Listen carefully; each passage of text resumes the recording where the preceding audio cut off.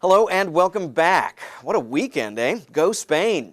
And better luck next time, Germany. Of course, there was a lot of sporting news this weekend. Some of it we've got for you a little bit later. First up today, news of, well, less of victory and more the claiming of it. This taking us to Zimbabwe's capital, Harare. There, following Friday's elections, called a sham by the U.S. State Department and many others, Robert Mugabe presiding over his own reinaugural.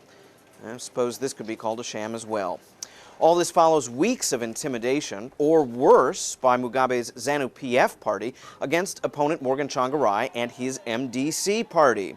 Now, for his part, Mr. Tsvangirai calling the elections, quote, an exercise in self-delusion. As far as we are concerned, the world and the African Union is building up, the pressure is building up against him. And so as far as we are concerned, we are nearer the solution that we have ever been. Because as far as where does he go from here? Well, to Sharm el-Sheikh in Egypt is where he went. That's the location of this week's African Union Summit of the continent's leaders. Days of pomp and diplomacy on display.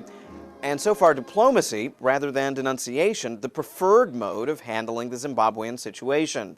Still, pressure is being applied. The UN's Deputy Secretary General, a Tanzanian, telling the assembled leaders that this was, quote, a moment of truth.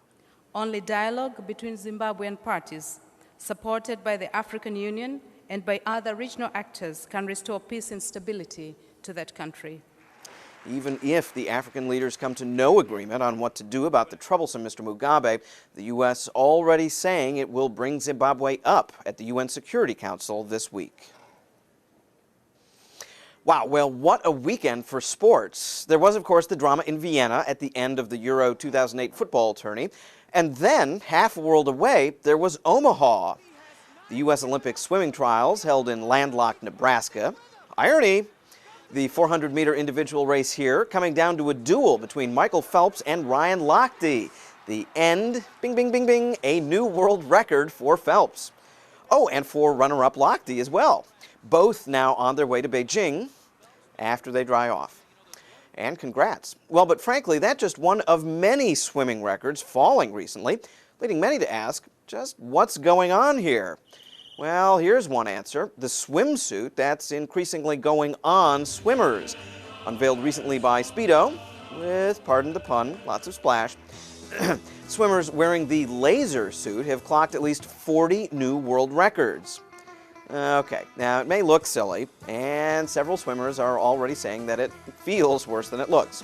But its super space-age materials, welded seams, and computer-designed something or other seem to be giving an edge to those who wear it.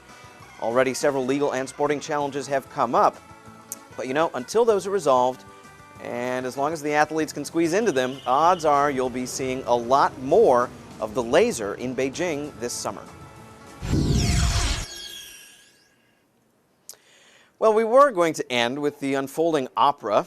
We don't know if it's comic or tragic yet. That is Amy Winehouse. This time for allegedly punching and spitting her gum on a fan. Stay classy, Amy. Well, instead, we thought we'd end with something quick and wholesome. Fireworks! Woohoo! Now, every year, to scare kids off from lighting stuff they shouldn't on July 4th, no matter how tempting it all looks. Excuse me. The U.S. government holds a press conference on the dangers of fireworks. And the download applauds that. We really do. But here's the memo. We're not really sure that you're scaring kids with all this. In fact, we tend to think that you might only be boosting sales. Ow! Well, you know, just a thought from us. We're only here to help. Well, that's your download for today. We'll see you again real soon.